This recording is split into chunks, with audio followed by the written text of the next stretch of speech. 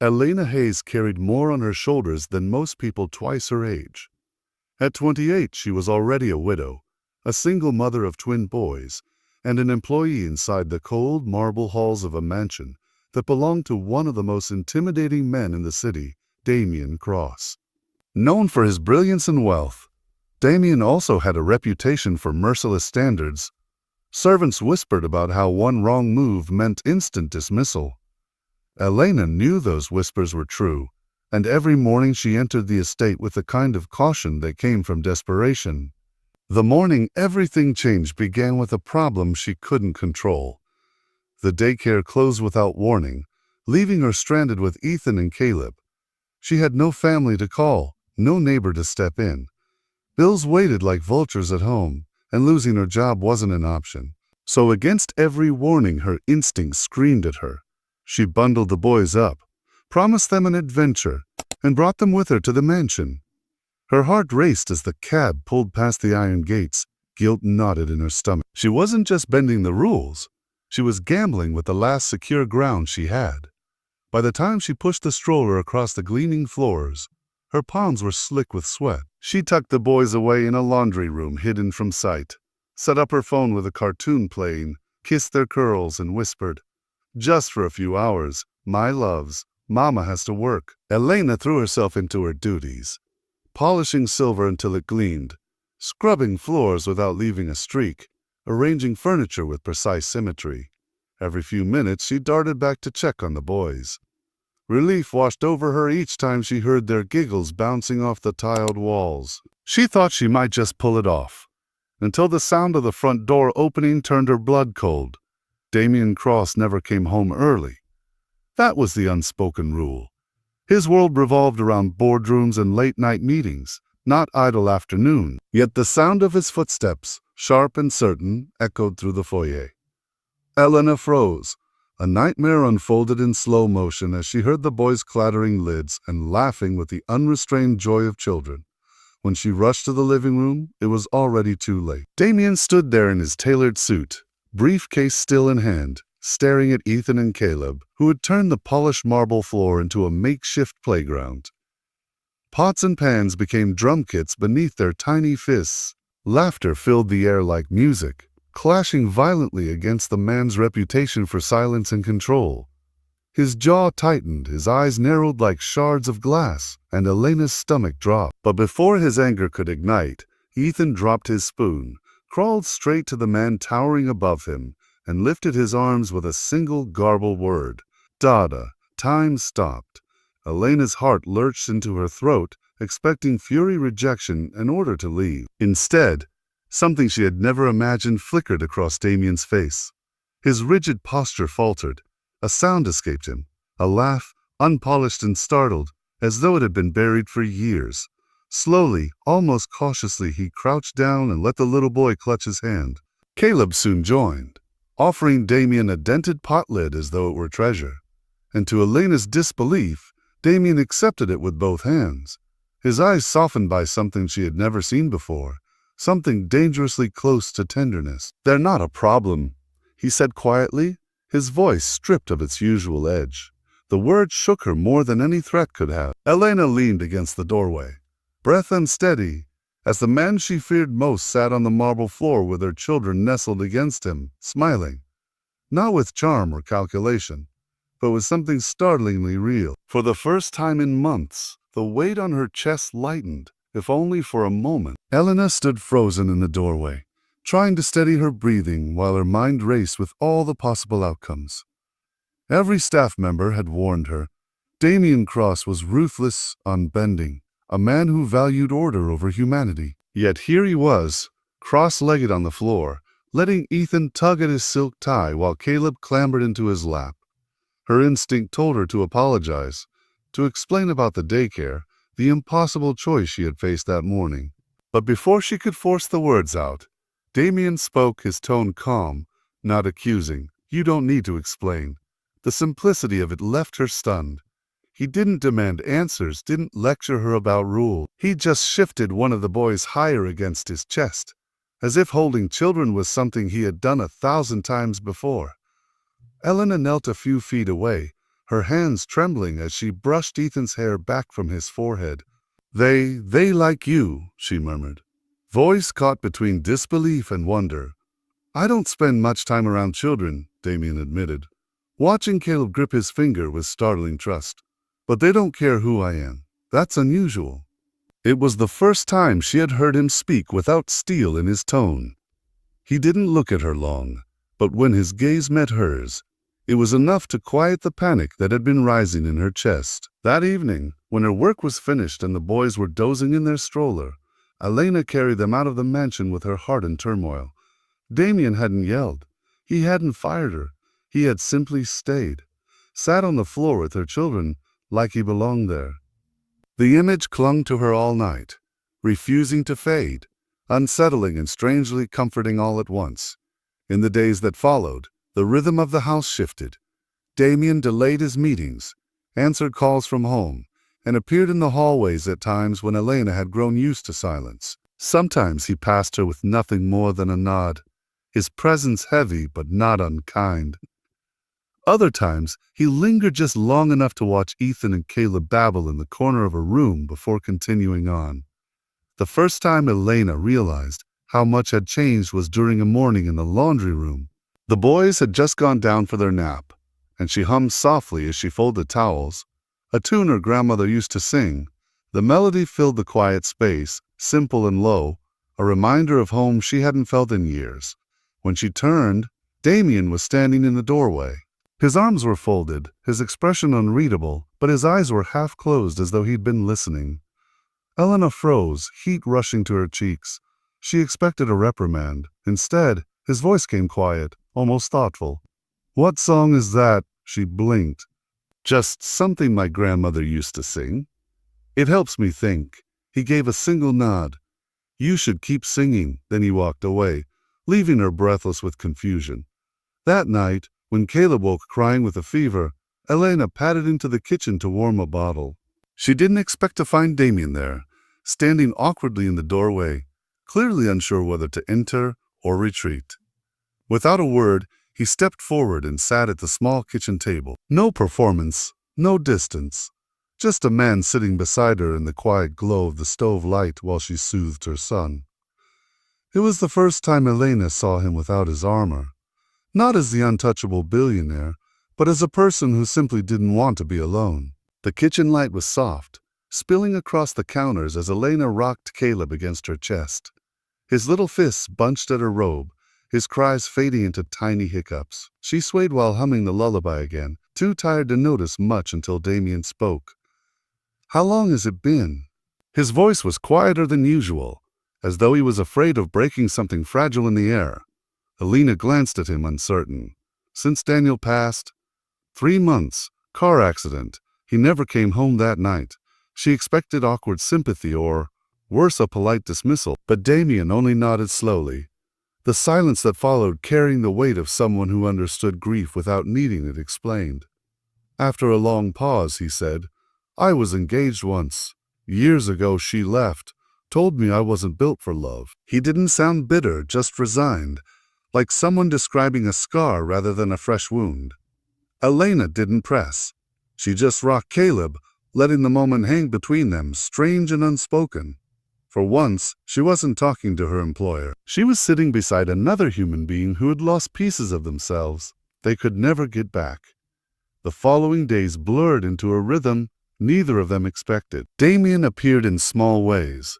In the hallway where the twins played, in the garden where Elena hung laundry, in the kitchen where he sometimes lingered just long enough to taste the silence with her. The mansion that had always been frozen in stillness began to hum with subtle, almost invisible change. Then one afternoon, while dusting his study, Elena noticed a drawer left slightly ajar. A silver key still rested in its lock. She hesitated, torn between curiosity and duty, but the drawer's sliver of openness called to her. Slowly, she pulled it open. Inside lay a single photograph. Damien, years younger, smiling in a way she had never seen. His arm was wrapped around a golden-haired woman, her face radiant with joy. On the back of the picture was one name, Selena. Elena slipped the photo back where it belonged, her chest heavy. The image haunted her as she cooked dinner later, the smile on Damien's younger face so different from the one he wore now. That night, as she chopped vegetables, she heard footsteps. His footsteps approach. "You saw her," Damien said softly, his voice rough. It wasn't a question. Elena froze, knife still in her hand. "Yes," she admitted, her voice steady though her chest fluttered. He leaned against the counter, his shoulders heavy as though standing took effort. "Her name was Selena, my fiancée. The night my mother died, I called her from the hospital. She didn't come. I went home to find her gone. She said grief was too heavy for her, that I was too heavy." His words broke on the edges, quiet but sharp. Elena's throat ached as she listened. She wanted to reach out, to touch his hand, but she held back. Instead, she gave him what he had once given her, silence that didn't judge, silence that simply stayed. "The boys don't know," he murmured. They just laugh. Climb all over me like I'm not." "You're not hollow," Elena said firmly, stepping closer. "You're hurting. That's different." For the first time, Damien met her eyes fully, his gaze stripped bare. He exhaled, shoulders loosening. "I don't know what to do with this feeling," he admitted. "With them, with you," Elena's breath caught, her heart pounding. "You don't have to do anything," she whispered. "Just keep showing up." The air shifted. He gave a small nod, retreating a step, but the weight of his words lingered long after he left the room. That night, Elena barely slept. Her sons, blissfully unaware of the storm in her chest, dozed peacefully in their cribs. But her mind wouldn't stop replaying Damien's words. "Since then, I haven't let anyone in." She thought of Ethan climbing into his lap without hesitation, of Caleb babbling nonsense at him, as if he had known him forever. Children didn't weigh past wounds. They didn't measure worth in scars. They simply trusted where they felt safe. Somehow, her boys had decided Damien Cross was safe. The next morning, when she entered the kitchen, a folded piece of paper sat on the counter. The handwriting was his, precise, deliberate. Just a few words. "People break. Some people rebuild. Not alone." She pressed her hand against the note, her chest tightening. He hadn't signed it, but he didn't need to. The fragile new rhythm they had built was soon tested. Word spread through the mansion about the changes. The twins' laughter echoing in rooms once kept silent, Damien's footsteps in hallways he rarely visited. Whispers reached the wrong ears, and one evening Selena returned. She arrived as if she had never left, draped in silk heels clicking against the stone steps, her beauty polished into something sharp. When she stepped out of a black car in front of the estate, it wasn't a visit, it was a storm. The mansion that night hosted a dinner party, investors and socialites filling the grand hall. Damien played host with his usual poise, pouring wine he didn't drink, nodding at conversations he didn't care for. Elena moved through the room quietly, invisible in her simple navy dress, balancing trays and keeping her sons asleep upstairs. But Selena noticed her immediately. Later, in the butler's pantry, Elena was caught off guard when Selena appeared, elegant and smiling without warmth. "So," she said, her tone smooth as glass, "you're the one they've been whispering about." Elena steadied her tray. "Excuse me." Selena tilted her head, her eyes cutting like blades. "Damien's charity project, the one with baggage." Elena's stomach nodded. "You don't know me." "No," Selena said coolly, leaning closer. "But I know him, and he always breaks the toys he thinks he can fix. You're not even porcelain. You're a phase." The words burrowed deep, echoing the doubts Elena had tried to bury for months. She forced her hands steady, set the tray down, and walked away without a reply. But the damage was done. Across the room, Damien saw the change in her shoulders, the dimming of her usual quiet strength. He didn't need to ask what had happened. Moments later, he confronted Selena in the kitchen. "You spoke to her," he said flatly. Selena swirled her wine glass, feigning innocence. "I speak to many people." "Don't play with me," Damien snapped, stepping closer. "I know what you do when you feel control slipping. You twist the knife." Her smile wavered for a second before sharpening again. "You think I see her as a threat?" "Please, you should," he said coldly. "She has more strength in her silence than you ever had in all your performance." For a moment, Selena's mask cracked. Then she smoothed it back into place. "You're emotional. That's new for you." "Leave," Damien said, his voice calm but final. Enjoy the party if you must, but stay out of my life." Selena's eyes glittered with venom, but she didn't answer. She didn't need to. Elena's doubts had already taken root. That night, as she stepped into the garden to catch her breath, Damien was there, his jacket draped over a chair. "She's gone," he said without turning. "I told her not to come back."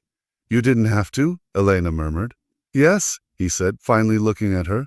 "I did." But Selena's words lingered in the air like smoke, refusing to fade. It began as whispers, the kind that slid under doors and poisoned the air before anyone could name them. A precious silver watch, once belonging to Damien's father, had gone missing from the display case in his study. No broken lock, no shattered glass, simply gone. At first, Damien assumed it had been moved for cleaning, but when no staff admitted to touching it, speculation took root. Selena, cunning as ever, dropped her words where she knew they would spread fastest. "Strange, isn't it?" she remarked to one of the maids. "Things only started disappearing after those children arrived. Or maybe their mother needed a little extra help making ends meet." She hadn't accused Elena directly. She didn't have to. The insinuation was enough. The staff began to glance at Elena differently. Conversations halted when she entered a room. Silence grew heavy where once there had been tentative kindness. Elena tried to ignore it. She clung to routine, feeding the twins folding sheets, cleaning with precision. But suspicion has a way of eroding walls. One afternoon, she returned to the staff quarters to find her locker pried open. Clothes scattered across the floor. Her wallet emptied. A cherished photo of Daniel torn in half. Her breath caught. That picture had been the only one she had left of him, and now even that was ruined. When she reported the break-in, the estate manager offered nothing but a stiff, "We're looking into it," no apology, no reassurance, just distance. Hours later, the same man, Mr. Langley, approached her again. He didn't meet her eyes. "Given the current situation, Miss Hayes, we believe it's best if you take some time away, until matters are resolved." Elena's heart clenched, though she had seen it coming. She packed slowly, her sons confused by the tension in the air. Ethan kept asking for Mr. Dan, while Caleb clung to her skirt, refusing to let go. Elena held her composure, refusing to cry in that house, not in front of those who doubted her. Before leaving, she pinned a note to the refrigerator with a strawberry-shaped magnet Ethan adored. The words were few, but heavy. "I didn't take it, but I understand why no one believes me." She gathered the twins, walked out through the side door, and didn't say goodbye. When Damien returned that evening, the difference hit him instantly. The house was too quiet. No giggles from the nursery monitor, no soft thump of little feet, no hum from the kitchen. Silence pressed against the walls like a weight. He found Langley in the hall. "Where is she?" "She left," Langley said stiffly. "Took the children." There were tensions about the missing watch. "Who's we?" Damien's voice sliced like a blade. "Who gave the order?" "It wasn't an order, sir," Langley muttered. "Just a suggestion." Damien said nothing. His steps carried him to the kitchen where the note still clung to the fridge, the strawberry magnet holding it in place. He read the words once, then again. Each line cut deeper than any accusation could. He sank onto a chair, the note trembling in his hand. Elena hadn't begged for understanding, hadn't defended herself with anger. She had simply surrendered, knowing the house saw her as disposable. For the first time in years, Damien Cross felt something he couldn't strategize away: failure. The house felt emptier than it ever had. Damien moved through its endless rooms like a man walking in a dream. Meetings were missed, meals left untouched. For the first time in his adult life, he forgot passwords, misplaced files. But what haunted him most wasn't silence. It was the absence of laughter. The twins' toys remained scattered in a corner of the living room. Once he crouched down, turning the wheels of Ethan's little truck, almost expecting the boy to come running. But the room stayed hollow, echoing with what wasn't there. Then days later, Langley entered Damien's office, silver glinting in his hand. "The watch. We found it," he said carefully, placing it on the desk. "It must have slipped through a loose floorboard in the north hallway." Likely one of the children had it in hand. Damien's chest tightened. Ethan, Caleb, innocent curiosity had caused the loss, not theft, not Elena. He picked up the watch slowly, its weight burning in his palm. Guilt rose like fire in his throat. He hadn't defended her. He had let the mansion's whispers, Selena's poison, and his own doubts push her out. Without another word, he left the office, climbed into his car and drove. Every mile toward Elena's modest apartment built a deeper ache in his chest.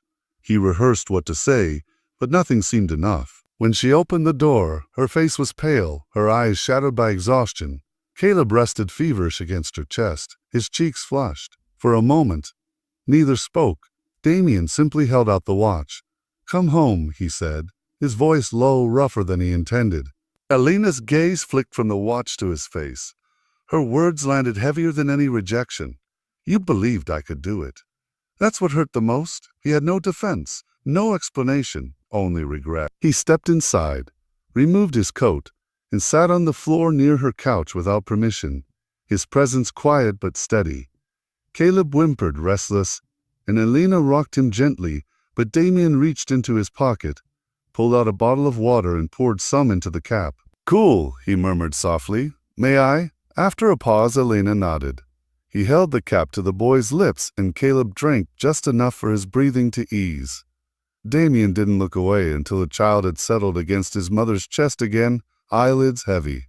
He didn't speak apologies. He didn't argue. He simply stayed. His silence wasn't avoidance. It was presence. Elena studied him, her bitterness dulled by exhaustion. She hadn't forgiven him, but she couldn't ignore the man crouched before her now, stripped of arrogance, stripped of power, nothing more than a man who knew he'd been wrong. When Caleb finally fell asleep, Elena carried him to the small bedroom where Ethan was already curled beneath a blanket. She lingered at their side before returning. Damien was still on the floor, elbows resting on his knees, the watch glinting faintly in his hand. "You could have just called," she said quietly. "I did," he replied. "You didn't answer. I didn't want excuses." "I don't have excuses," he said, looking up at her with eyes she had never seen so unguarded. "Just this. The house doesn't laugh anymore. Neither do I." Her chest tightened. She lowered herself to sit on the armrest of the couch, crossing her arms. "That isn't my fault." "I know," he said quickly, almost desperately. "I know that now." The silence between them wasn't bitter this time. It wasn't easy either, but it was real. And real was something neither of them had allowed themselves in a long time. When Damien finally rose to leave, he placed the watch gently on her kitchen table. It wasn't an apology. It was something else, an offering, a truth. Elena didn't stop him, but when the door closed, her eyes lingered on the watch, its silver face catching the dim light. Something inside her shifted. Not healed, not resolved, but moved. The next morning, Elena opened her door to the sound of measured footsteps outside her apartment. Damien stood there, not with flowers or rehearsed apologies, but with a bundle of rolled blueprints tucked under his arm. He didn't waste time on preamble. "I want to build a nursery wing," he said, stepping inside as if the words alone explained everything. What?" Elena blinked, taken off guard. "For your boys," he clarified, then corrected himself. "For every child of anyone who works in my house. I can't change what happened last week. I can't change what I let happen to you. But I can change the house. I can change what it feels like to walk through its doors." He unrolled the papers across her small dining table, flattening them with his palm. Lines and notes covered the blueprints, precise measurements scrawled in his neat handwriting. She hesitated, then touched the corner, half expecting the plans to vanish under her fingers. "It's real," he said quietly. For more than an hour, they sat at the table, coffee cooling beside them, sketching ideas in the margins. Damien nudged a pen toward her. "Help me design it.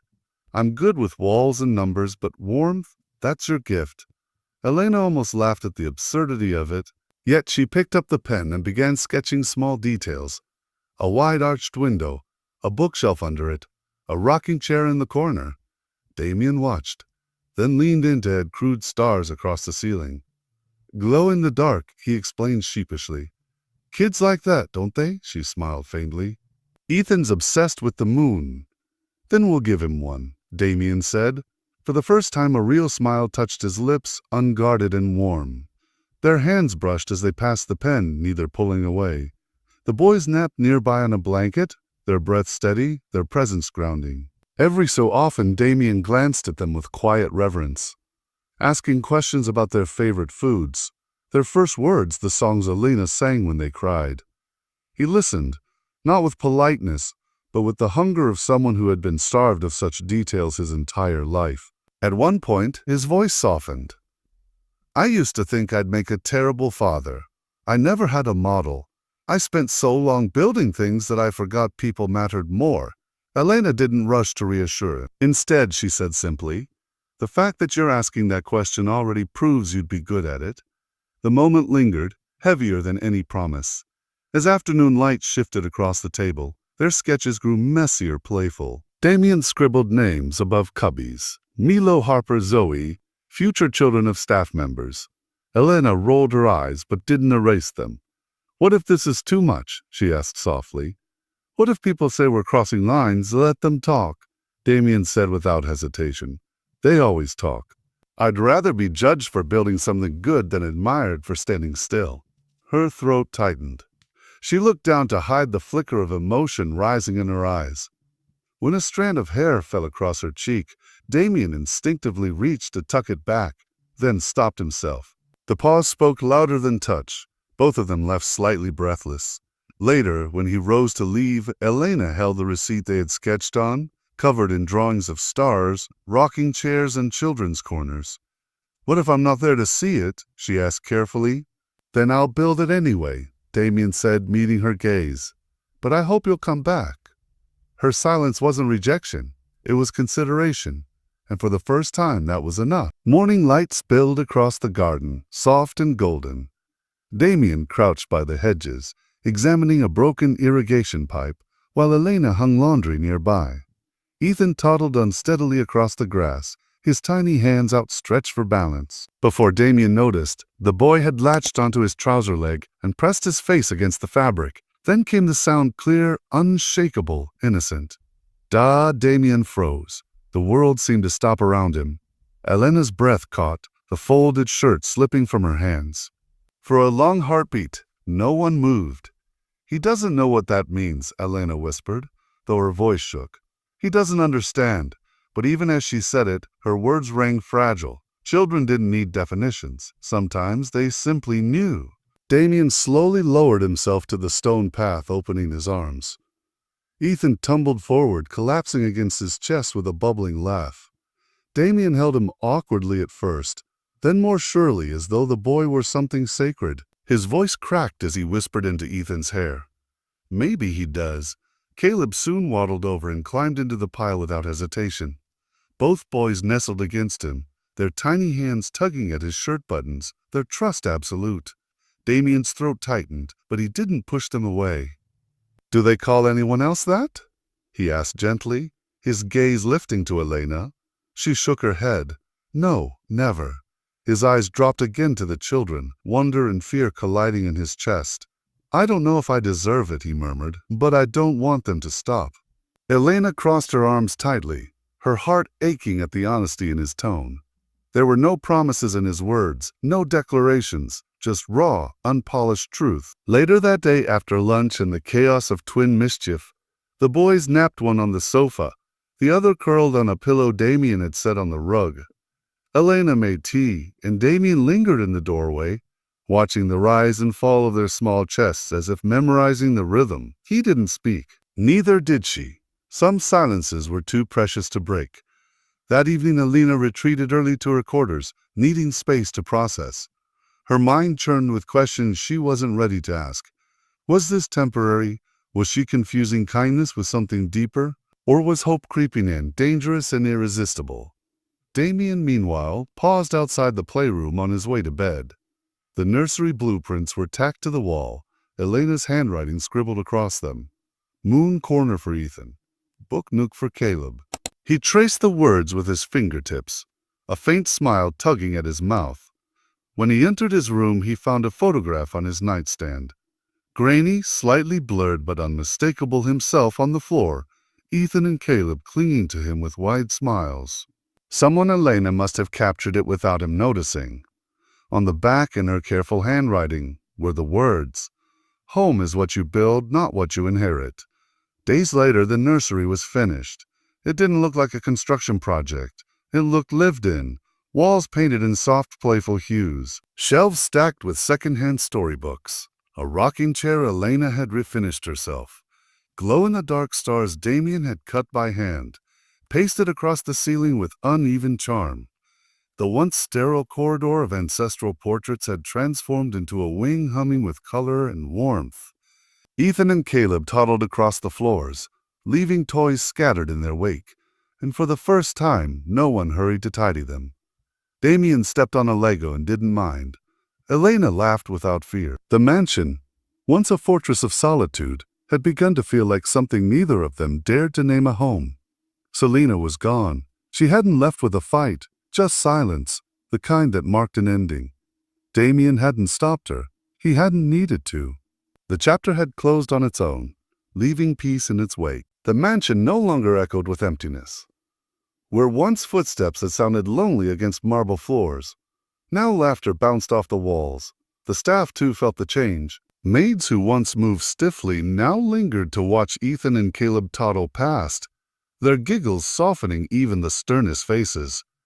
The cook began baking small treats just in case the little ones get hungry. Though she always pretended they were extras, Damien noticed it most in the evenings. Where silence had once stretched like a shadow, there was now a rhythm, Elena humming in the kitchen. The boys chattering in their own language, the subtle thrum of life. It startled him how much he had come to crave it. One night, as Elena folded laundry in the study, Damien leaned against the doorframe watching. She worked with the same steady care she gave to everything, her hair falling loose from its bun. He didn't announce himself at first, just observed, memorizing the quiet strength she carried. Finally, he said, "You've changed the house." She glanced up, surprised. "Me, yes." He stepped closer, his voice low. "I used to think this place was built from stone and silence, but now it feels alive, and it's because of you." Her cheeks warmed. She lowered her gaze to the fabric in her hands. "It's not just me. The boys, they're part of you," he interrupted gently. "They're the reason I can breathe in this house again." The words hung in the air, heavier than either expected. Elena's hand stilled, the folded shirt slipping back onto the table. For a moment, her eyes met his, and the distance between them shrank into something fragile, something dangerous. But before anything more could be said, Ethan's cry rang down the hall. Elena excused herself quickly, relief and disappointment mixing in her chest as she left the room. Damien stayed behind, staring at the shirt she'd folded, his jaw tight with unspoken words. Days turned into weeks, the fragile bond between them weaving tighter. Trust rebuilt itself slowly through small acts, not grand gestures. Damien carried boxes when Elena reorganized the nursery. He read bedtime stories in a voice rusty from disuse, stumbling over silly rhymes while the twins squealed with delight. Elena, in turn, left mugs of tea by his office door when his nights stretched too long, a quiet reminder that someone noticed, but not everything softened. The outside world still pressed in. Whispers followed Damien in boardrooms, rumors about his distraction, about the maid who had somehow altered his routine. Selena's name surfaced more than once, her departure feeding gossip like dry wood to flame. One evening, Damien returned from a grueling meeting. His tie loosened, exhaustion shadowing his face. He found Elena sitting on the nursery floor, Ethan curled in her lap, Caleb tracing shapes across her arm. The boys brightened at his entrance, their joy cutting through his fatigue like sunlight. "Rough day?" she asked softly. He exhaled, sinking into the rocking chair. "The world doesn't understand why I've changed my priorities." "And do you?" she asked, her voice gentle but probing. His gaze met hers, steady, unflinching. "Yes." It wasn't just an answer, it was a choice. The nursery glowed with its soft nightlights. Stars scattered across the ceiling. For the first time in years, Damien allowed himself to lean back, to close his eyes, to rest not in solitude but in the warmth of something fragile and new. Winter settled over the city, laying frost along the iron gates of the Cross estate. The mansion, once a monument to silence, now glowed with warmth. The nursery wing buzzed daily with the sound of children, Ethan and Caleb leading the charge. Other staff members' children joining in once the project had opened its doors. What had once been a sterile house of marble and portraits had become a sanctuary. The staff noticed the difference most. Their employer no longer stalked the halls like a shadow. He walked among them with softened edges. The cook caught him once kneeling on the nursery rug, covered in glitter after a disastrous craft session. Instead of snapping, he only laughed, brushing the sparkles from his sleeves as though it was the most natural thing in the world. Elena, too, had changed. She carried herself with less fear, her steps no longer cautious, her laughter no longer hidden. She still worked hard, still folded sheets with the same precision, but now she did so knowing she wasn't disposable. She belonged. One evening, after the boys had been tucked in beneath the glow-in-the-dark stars, Damien found her in the garden. The winter air nipped at her cheeks, but she didn't move when he joined her. "They're asleep," she asked, pulling her shawl tighter. "Out like lights," he said, a faint smile tugging his lips. Caleb insisted I read Goodnight Moon twice. Her laughter was soft, curling into the night air. "They've wrapped you around their fingers. I don't mind." His tone was quiet, thoughtful. I never thought I'd say that, but I don't. The silence that followed wasn't heavy, it was full, charged with all the words left unsaid. Damien reached into his pocket, pulling out the silver watch. He turned it once in his hand before offering it to her. "It belonged to my father," he said. "For years I thought it was just a reminder of everything broken. But lately," he paused, searching her eyes. "Lately it reminds me that time doesn't have to run out, that we can build something lasting." Elena's breath caught. She closed his hand gently over the watch, shaking her head. "I don't need proof. I just need you to keep showing up." His eyes softened, and for the first time in years, Damien Cross looked not like a man haunted by loss, but like one daring to hope. But he stepped closer, his hand brushing hers. She didn't pull away. Inside, the nursery monitor crackled faintly with the sound of soft breathing. Stars glowed across the ceiling, unseen but steady. The mansion, once a fortress of silence, had become something else entirely. It had become a home. And for Elena, for Damien, for Ethan and Caleb, it was only the beginning.